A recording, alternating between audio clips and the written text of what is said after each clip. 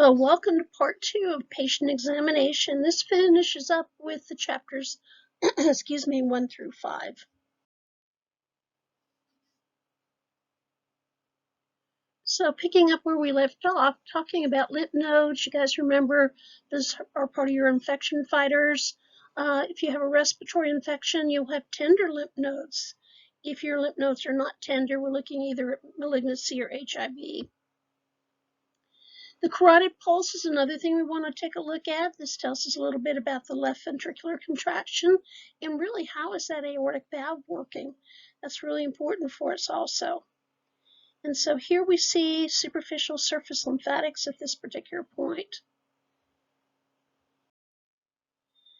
With the thorax and the lungs, we need to be able to understand topography. Topography tells us where certain parts of the anatomical system exist. When we're talking with someone like a physician and everything, you just can't basically say, well, somewhere on the right, I think it was probably maybe mid-chest or something like that. They're not going to listen to you. You have to be able to explain what's going on with them. So remember, we have a lot of imaginary lines. They divide the chest for us. The anterior chest, you have your midsternal line. On the left and the right, the midclavicular lines, and they cut the chest into the various parts that we can look at. And this just a picture shows you there's their sternal notch. Remember, that's a little bit down. At that point, behind the sternal notch, you can palpate the trachea. You have your clavicles. Behind your clavicles, one of the things you need to be aware of is that's where your first rib resides. And when we talk about an emergency med trauma, one of the things that we're concerned about is if the clavicle is broken and the first rib is broken, have we in fact dissected the aorta? Then you have the manubrium, this body of the sternum, or also called the gladiolus, and then the xiphoid process. On the posterior chest, there you see the scapula, the inferior angle of the scapula, and then C7. C7, if you lean your head forward, that large bump there is where C7 is, and right below it is your T1.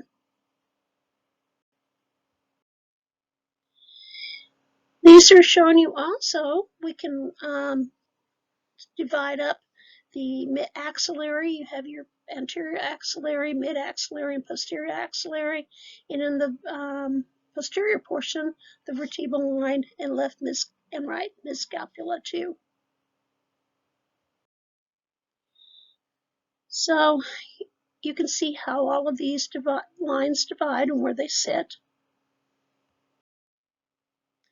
And then again, here's your suprasternal notch. It's the top of the manubrium. It's the base of the neck. When you come down, you're going to hit the sternal angle, or the angle of Louis. Remember, this is where the carina is at that particular point. The carina, or the sternal angle, the angle of Louis, as you can see, they join the manubrium with the body of the sternum. We can do counting the ribs because the second rib articulates at the angle of the Louis, okay? And what you're seeing when you're doing this is, remember that your ribs, the intercostal spaces, are numbered by the ribs above them. And so when you come down and you go over to where the sternal angle is and come over, there's your second rib and there's your second intercostal space.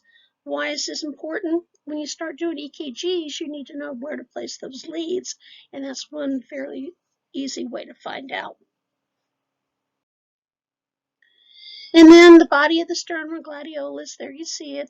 The second rib articulates with the top of it, and you move your fingers laterally to find the different ribs, okay? The carina is where you have your tracheobifurcation. It's behind that sternal angle anteriorly, as I just mentioned, somewhere between T3, T4. Sometimes they may go T2 on the posterior chest, but a little, what we would think is probably a little bit lower, but that's actually where it is at that particular point. And then, as we talked about, C7, that's the most prominent when you bend your head, and the T1's right below it. The scapular border, the inferior tip lies at the 7th rib or the 7th intercostal space. When you raise your arms above your head and you feel the bottom of the scapula, that's where we see the oblique fissure, where it's going to separate the upper and lower lobes on the posterior chest. So on the lung fissures and lobes, anteriorly, the apex of the lung are approximately 2 to 4 centimeters above the inner third of the clavicle. Now I know in Egan's says 1 to 3, in Wilkins it's 2 to 4. The board is never going to give you those two, they're just going to give you one or the other, okay? And it's T1 on the posterior chest.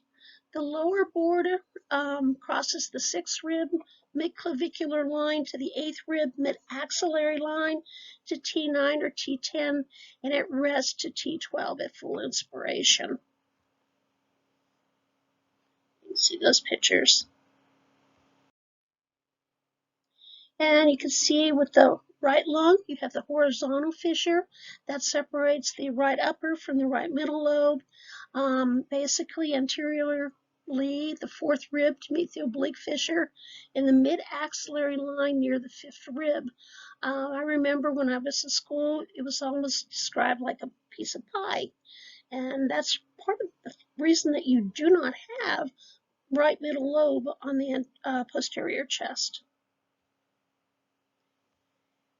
And then both lungs do have the oblique fissure, and it begins on the anterior chest, approximately at the 6th intercostal space near the midclavicular line, extends laterally and up to the 5th rib mid-axillary line. Remember, your ribs are at a 45-degree angle, so these lines are going to go up, and that's why you see those different numbers.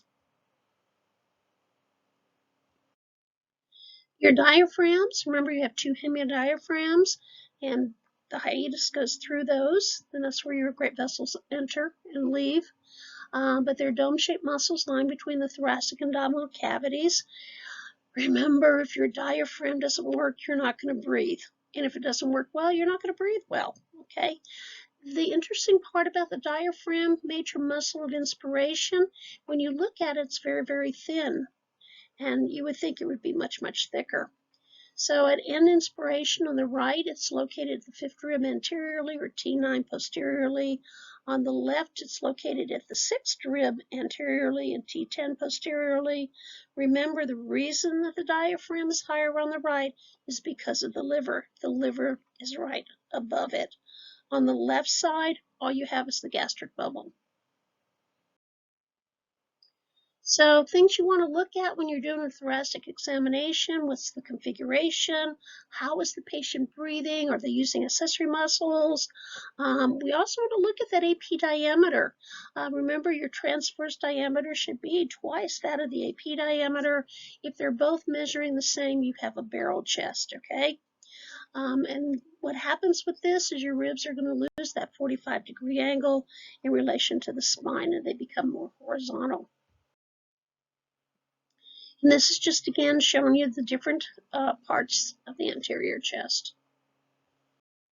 Okay, so it's a pretty cool picture. It's showing you both the transverse and the AP diameter. You can see that as you get the barrel chest, the flattening of the ribs, you have that barrel chest that's forming, and it looks almost like a circle at that particular point. Other abnormalities: pectus carinatum, excavatum, kyphosis, paradoxal breathing. There is a video on the pectus excavatum, how they fix it. It's the noose procedure. They do this sometimes, especially if the sternum is starting to press in on the heart or causing other issues. Then they can do this procedure. It's a pretty cool video. Go ahead and watch it. And here's your definition of all of these at this particular point, because you do see these again. And then other definitions of what happens. You can see a sway back. The lumbar lordosis is another one. The thoracic kyphosis, head forward. And then you can see the good posture at the end. So you can see these different postures in different people. And I'm beginning to think we see more of the head forward when people are out there doing texting. Unfortunately, they're watching their phones more than they're watching anything else. So with breathing, you can look at the respiratory pattern. Remember, with restrictive, we lose some of our lung volume as a result of that. More rapid and shallow. If you have a prolonged expiratory time, it's interthoracic airway obstruction. Inspiratory time, upper airway obstruction, okay? So these tell us different things that you see. Now, for example, with asthma, COPD, the IDE ratio, instead of being 1 to 2, a lot of times it's 1 to 3 or 1 to 4. With croup and epiglottitis, you have a prolonged inspiratory time, and you do see a lot of use of accessory muscles, okay? And the unfortunate thing is we sometimes do see diaphragmatic fatigue. Remember, too, you have your cyanosis, which is going to be affected by your blood flow, okay? And remember, it also talks a little bit about circulatory failure. For the most part, though, when we talk about breathing, we're looking for normal breath sounds. Adventitious breath sounds are those that are not considered normal. A normal breath sound misplaced is also adventitious, okay? Wheezing is a continuous breath sound. It goes for longer than 25 milliseconds. Crackles are non-continuous. They start and then they stop, and they'll start and they stop. It's almost like your snap, crackle, pop. They used to be called rails, but the American College of Pulmonary Medicine and things like that came out and said, do away with it. Doesn't make any sense to anyone. Now they're crackles. Stridor is up in the upper airway. Remember, with stridor, you don't need a stethoscope to hear it. Rhonchi are your low-pitched continuous sounds, and these are air moving through airways with excessive secretions. Palpitation, the art of touching the chest wall. We're looking for fremitus, vocal and tactile fremitus. Remember, with your air-filled cavities, you're not going to have fremitus, okay? When you have consolidation, you are going to have fremitus. We can also use palpation to estimate thoracic expansion. It can be done posteriorly. It can also be done anteriorly. We can assess the skin and subcutaneous tissues. Is there any swelling, anything else that's going on as far as that goes? So we can use that palpation to figure out what's going on with these patients. One that we don't think about is the patient running a temperature. If the skin is warm, we need to know that. And here you can see this, your sequencing on palpating the posterior thoracic area. Remember, you're going to do back and forth, okay? Don't do down one side and go the other side. You can't compare if you do that. And there you see anteriorly how you can do thoracic expansion. So percussion is the art of tapping, and unfortunately this is an art that we're actually losing, and we really need to keep it in mind. And you can see how we go ahead and do that tapping. Vibrations, for the most part, go about 5 to 7 centimeters below the chest wall. We're listening for intensity and pitch. Remember, if it's hyperresonance, that's a lot of extra air. We hear that with our pneumothoraxes. If you hear decreased resonance, decreased air, that's your consolidation. Now, one of the things you want to remember when you're taking your board exams is if they sit there and tell you you're doing percussion, you hear hyperresonance or you hear resonance, what disease do you think you're listening to? They're going to give you things like asthma, pneumonia, They normally give you 3 restrictive diseases and 1 obstructive diseases. So you know with the obstructive diseases, there's your resonance, okay? They're not going to make you pick between the restrictive diseases. And the same with decreased resonance. If they tell you your patient has a dull percussion node, something along that line, what could possibly be going on at that point, and they give you asthma, COPD, bronchitis, and pneumonia, the only one that's restricted is pneumonia. There's your answer, okay? And there you can see how to percuss. And you're going to do back and forth. Remember too, though, you're also going to do your diaphragmatic excursion with your percussion. And that itself is also an art form. Auscultation, this is your listening. We want to listen to what's going on at this particular patient. Listen to the entire ventilatory cycle. I know it probably when you go to your doctor, sometimes he'll go like, take a deep breath, you take your breath, he's on somewhere else, and somewhere else. You know, that's okay. That's not a problem. That's his business at that particular point. However, you as a respiratory therapist, you want to listen the entire time. An example of what you would miss is we have fine crackles when a person has fluid. If you have pulmonary edema and you're sitting up, you have to listen to the entire inhalation, because at the end of inhalation are those fine inspiratory crackles that you hear. If you remove your stethoscope before then, unfortunately, you're not going to hear them, okay? So you have both normal, abnormal, adventitious breath sounds.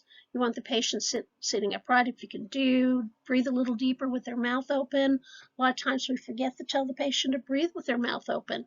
If your patient's breathing through their nose, you're not going to get the turbulent flow. If you don't get the turbulent flow, you're not going to be able to hear the breath sounds. Okay?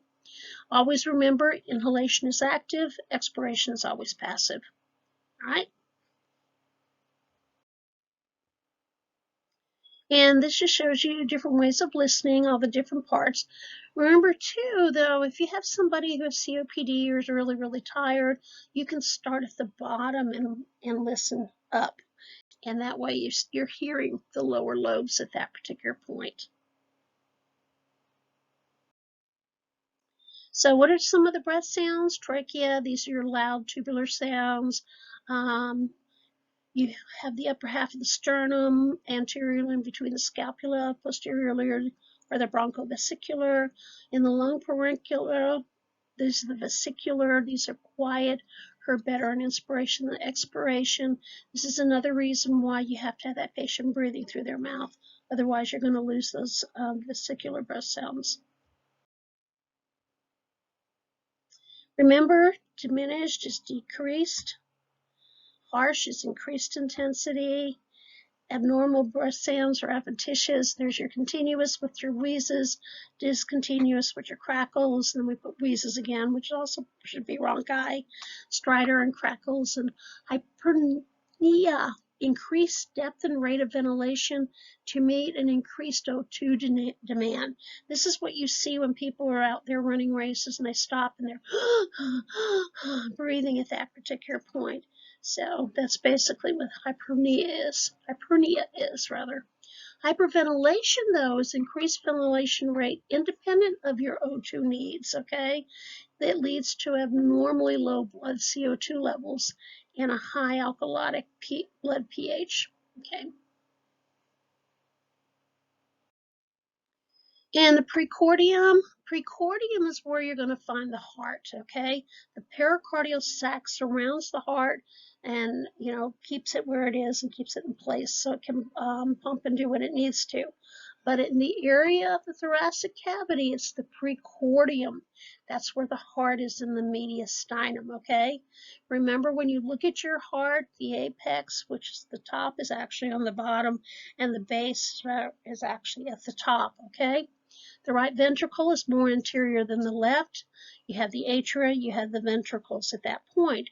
The ventricle, especially the lower ventricle, normally points down and to the left, lies beneath the lower left portion of the gladiolus near the cartilage of the fifth rib. Okay.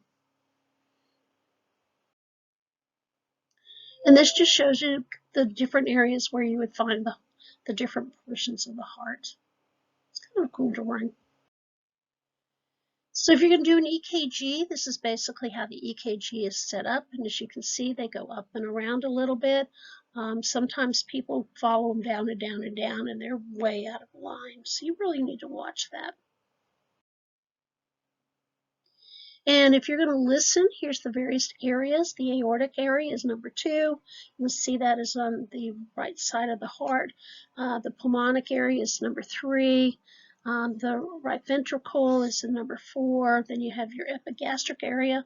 Remember, with patients who have COPD, cardiomegaly, or something on that line, sometimes when you're listening for the sounds in the epigastric area, you'll actually hear the heart sounds at that particular point. So just be aware of that. With a precordial exam, you can either have the patient sit forward. If they're sitting forward, it's going to move the heart closer to the chest wall, and it's much, much easier to hear. And then you can see if they're laying down, you can do the same thing. And then you have your PMI, okay, other than Pima Medical Institute. This is your point of maximal impulse, and this is in the mitral area, as you can see this. Basically, it's an apical pulse. You have left ventricular pulsation. The heart is moving towards the chest wall during contraction, and it's near the midclavicular line, fifth intercostal space. Okay. If you have pulmonary hyperinflation, then sometimes you can't hear it. It can shift to the right or left in the mediastinum. Patients with emphysema or low flat diaphragms, that's where you'll hear the PMI in the epigastric area.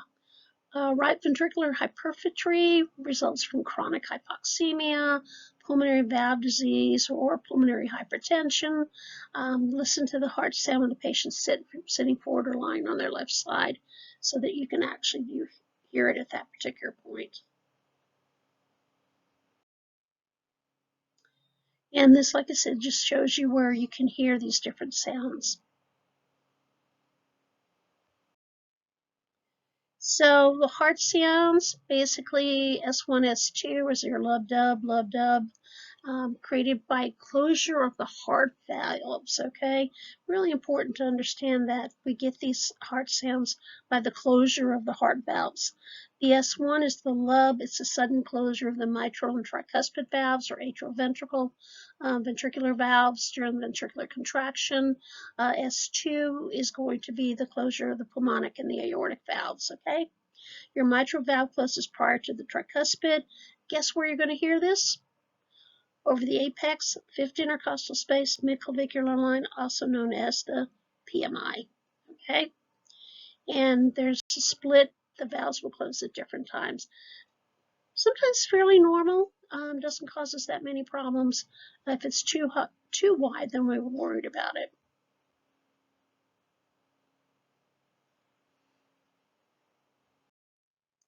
S2 is your dub, and there's your aortic and pulmonic semilunar valves closing.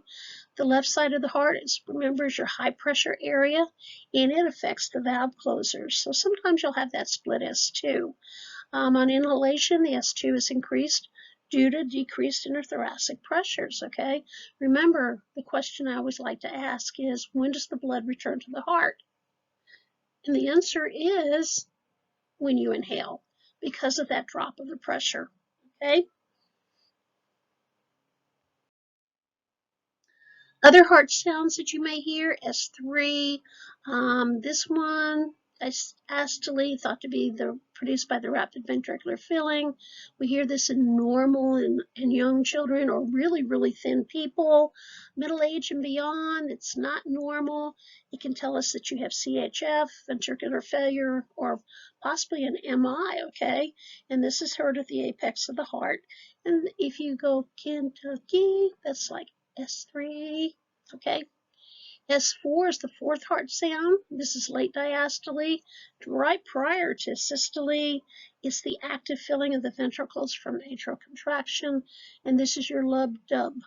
Okay, so it's lub-dub, which is Tennessee. But anyways, this can be healthy, can be heard in healthy people. Otherwise, it may indicate diseases like hypertension or coronary artery disease. And you hear this one over the left sternal, lower sternal border.